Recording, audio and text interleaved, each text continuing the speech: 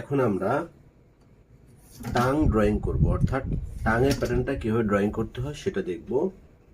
প্রথমে টাঙের প্যাটার্নটা বের করার জন্য যে কোয়ার্টারের যে পয়েন্টটা ছিল যে এ পয়েন্ট থেকে সামনে এ বরাবর 8 mm ডিস্টেন্সে একটা পয়েন্ট নেব, অর্থাৎ যে পয়েন্ট থেকে সামনে বাড়তি করে 8 mm একটা পয়েন্ট নেব, যেটাকে আমরা বললাম একটা নামকরণ দিয়ে, সেটা হচ্ছে ও পয়েন্ট।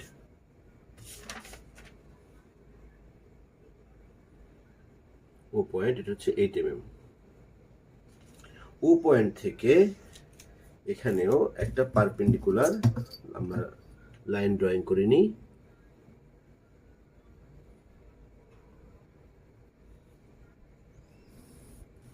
এবং টাঙের উইথ কতটুকু হবে, টাঙের উইথ এটা আমার ডিজাইন এর উপর ডিপেন্ড করবে, স্টাইলের উপর ডিপেন্ড করবে। তা আমি এখানে যে ডিজাইনটা করতেছি সেই ডিজাইনের জন্য টাঙের উইথ আমি এখানে নিচ্ছি 30 mm, অর্থাৎ এক সাইডে যেহেতু 30 mm, এক সাইডে সেটা কত হবে 60 mm হয়ে যাবে। আমি এখানে একটু লিখে রাখি তাহলে আপনাদের বুঝতে সুবিধা হবে।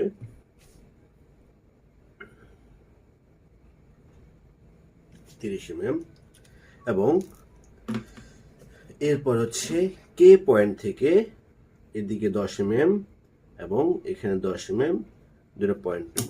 তাই এটা হচ্ছে ডিভাইডার আমি 10 mm একটা মেজারমেন্ট নিয়ে নিছি। এখান থেকে কে পয়েন্ট থেকে একটা পয়েন্ট নিলাম এবং সেম একইভাবে সামনে একটা পয়েন্ট নেব। তো এখানে দুটো পয়েন্ট পেয়ে গেলাম, একটা পয়েন্ট এখানে 10 mm, এখানে 10 mm। এখন এখান থেকে একটা সংযোগ স্থল একটা পয়েন্ট নেব 10, এটা হচ্ছে একটা 10 mm একটা পয়েন্ট। এখন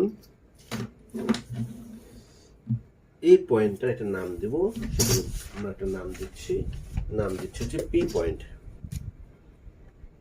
পি পয়েন্ট কি হলো দেখি, এটা 10 mm, এখান থেকে 10 mm, এখান থেকে 10, চারদিক থেকে 10 mm একটা পি পয়েন্ট নেব।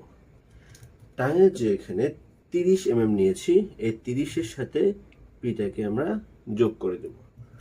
যেহেতু এখানে 30 mm, আমি একটা কাজ করি, এই পয়েন্ট থেকে এখানেও 30 mm একটা পয়েন্ট নিয়ে নিই। পয়েন্ট নিলাম এবং দুটো পয়েন্ট আমি হালকা করে একটা লাইন ড্রয়িং করি। তো এখন দেখেন এই যে পয়েন্টটা আসলো স্ট্রেট হয়ে, এটাকে আমি কার্ভ করে এই পি পয়েন্টের সাথে সংযোগ করে দিলাম। কেন স্ট্রেট করে নিলাম, যাতে করে লাইনটা সোজা থাকে, আঁকাবাঁকা না হয়। এবং এখানে একটু কোয়ার্টার যে পয়েন্ট আছে এটাকে কার্ভ করে নিলাম, এটা কার্ভ পয়েন্ট নিয়ে কোনোটাকে কার্ভ করে দিলাম, তাহলে প্যাটার্নটা দেখতে সুন্দর হবে এবং ডিজাইনটা দেখতে ভালো দেখা যাবে। তা এটা হচ্ছে টাঙের প্যাটার্নের লাইন ড্রয়িং করা শেষ।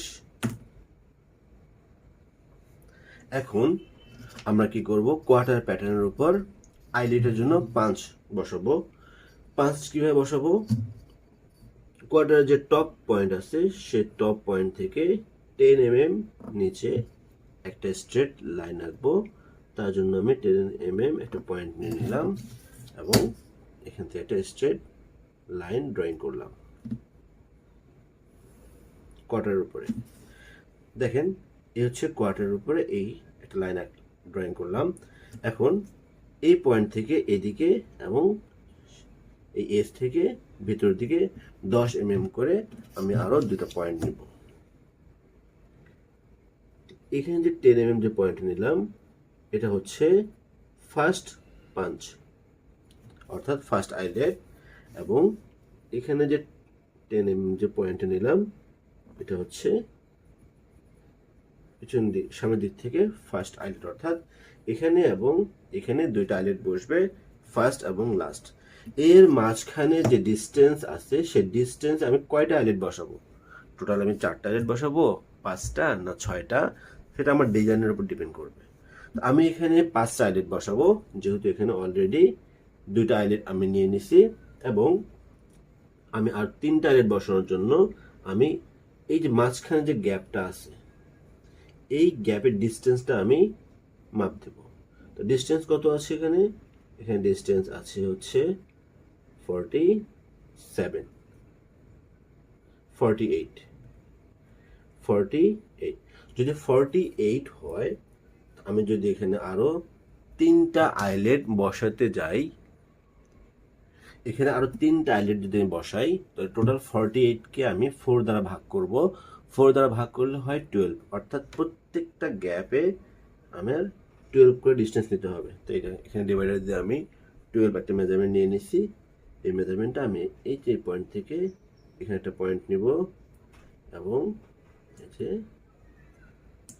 তাহলে এখানে দেখেন এই যে একটা পয়েন্ট, এখানে একটা পয়েন্ট, এখানে একটা পয়েন্ট। তো দেখেন এই যে এই ডিস্টেন্সগুলো প্রত্যেকটা কিন্তু 12 mm করে আছে, বাট এস থেকে হচ্ছে 10 mm করে আছে। তো আইলেট পাঞ্চ কিভাবে নিতে হবে এটা আমরা দেখলাম। আমি আবারও বলছি কি করব। প্রথমে কোয়ার্টারের 2S থেকে একটা ফিক্সড ডিস্টেন্স অর্থাৎ 10 mm ডিস্টেন্সে মেজারমেন্টটা করে নেব। এরপরে যে পরিমাণ অ্যালাউন্স থাকবে এই দুটো পয়েন্ট থেকে, স্টার্ট এবং ইন পয়েন্ট থেকে, ওইটাকে টোটাল মেজারমেন্টটা নিয়ে যে কয়টা পাঞ্চ করতে হবে, হ্যাঁ, যদি আমি 3টা পাঞ্চ করি তাহলে আমাকে এখানে 4টা ভাগ করতে হবে, অর্থাৎ 48কে 4 দ্বারা ভাগ করলে অর্থাৎ 12 হয়। তাহলে 12 মেজারমেন্টে আমাকে এই পাঞ্চের পজিশনগুলো নিয়ে নিতে হবে। আশা করি আপনারা সবাই বুঝতে পারছেন।